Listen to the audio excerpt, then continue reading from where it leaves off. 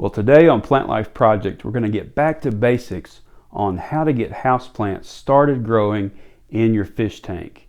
I've got a brand new plant that just came in. I'm excited to show you. And with it, we're going to walk step by step on how to prepare houseplants to grow in water in a riparium. And I'll show you one of my secrets for growing these riparian plants in fish tanks that'll help save you money in the long term. So let's get started by unboxing this new addition. For months now, I've been looking for a reliable source to buy plants online, and I finally found Cellar Door Plants. They have a wide variety of high quality tropical houseplants. Most of the ones that I talk about on this channel have great customer service, great packaging for shipment, and reasonable prices. So if you're looking for a reliable online plant source, check out the Cellar Door Plants link in the description and the coupon code to get 15% off your order. So what is this plant? Well, it's called a mini Monstera, or a mini split leaf Monstera, but it's actually not even a Monstera at all, but a relative, if you will, called Rhaphidophora tetrasperma.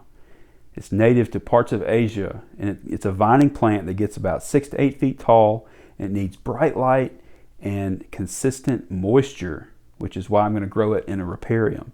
And just check out the cool leaf patterns. It's so unique. Well, let's take our new plant here, and we're going to walk through the process step by step on how to prepare most houseplants for riparian plant life in a fish tank. So whether it's a pothos, a peace lily, Monstera, lucky bamboo, whatever, the steps are pretty much going to be the same. Take the plant out of the container and inspect the roots to make sure they are healthy. If they are dark and mushy with a bad odor, then the plant has root rot, and do not use it in your tank. So these are white and firm, healthy roots, so no problem here. Another thing to watch out for are roots that are pot bound or root bound, tightly wrapped around each other into the distinct shape of the container. If they are root bound, then you may need to cut off the bottom part of the root mass so you can work the rest of the roots loose. Now let's work the potting soil out of the roots by hand as much as you can. You may need a stick to gently tease the soil out of the roots. Then wash the roots gently in a bucket of water to help remove even more soil. If you're having trouble removing potting soil by hand, then use a pressurized water from a garden hose or faucet to remove the remainder of the potting mix. It doesn't have to be perfect, but it does need to be thorough. Also wash the leaves to remove any residues of fungicide or other chemicals that may have been used. If the roots are long, go ahead and trim them back about halfway. Most of the roots will die off anyway as the plant adapts to the water, and new roots will take their place. The container I'm using is a DIY basket planter, which I like to use for my larger tanks. For smaller tanks, I use shower caddies or DIY egg crate planters. Check out the video link in the description for how to make these DIY riparium planters. Well, now let's talk about substrate and get this planted. I'm using LECA as the planting medium, or the substrate. I mostly use lava rock, which is equivalent to LECA in my opinion, but it may not be available to everyone.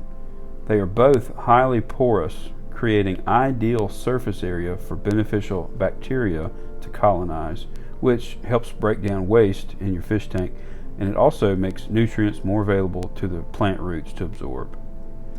Also, the large spacing between the LECA, or lava rock, allow for oxygenated water to flow freely through and around the roots, which is important for a healthy root system.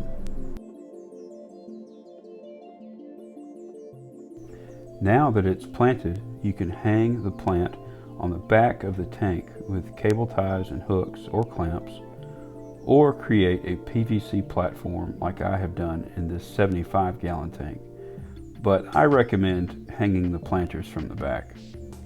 Expect your plants to go through a transition as they adapt, which I discuss in more detail in a previous video, which is linked below. Well, now I want to share with you a secret on how I save money, I think, on plants over the long term. You know, if you're living this plant life like me and you're building new setups, you're experimenting with plants all the time, sometimes the experiments fail. Sometimes you lose plants. But I may want to try that plant again because maybe that particular plant wasn't getting the right growth requirements it needed. Maybe it needed more light, more nutrients, different substrate, whatever. Or maybe I'm trying out something totally new that I've never done before, and it feels risky, like if I lose this plant, then I might lose the money that I've spent on it. Many times what I will do when I get a new plant is I will pot it up as a regular house plant in potting soil, and I'll propagate it through cuttings. I'll use those cuttings to experiment with in the riparium. Or if I have a plant that is made up of multiple individuals in one container, like a peace lily, for example, I'll divide it in halves or thirds or whatever, and use some of those to experiment with in the riparium, and then have some potted up as regular house plants. This way I have backup plants in case the experiment fails and I want to try it again. And it really helps to mitigate that fear of failure and keeps me open to trying out new plants. Then the next thing you know, I've got a house full of plants, and I get a greenhouse and it's full of plants, and I realize I've got multiple plant syndrome and I've got multiple tank syndrome. It's called PlantLife Project for a reason. But what a wonderful plant life it is. Please feel free to leave any questions or comments down below. Be sure to check out that Cellar Door Plants link and the 15% off coupon code in the description below. Well, thanks for watching. I'll see you next time, and remember, it's all about the plants.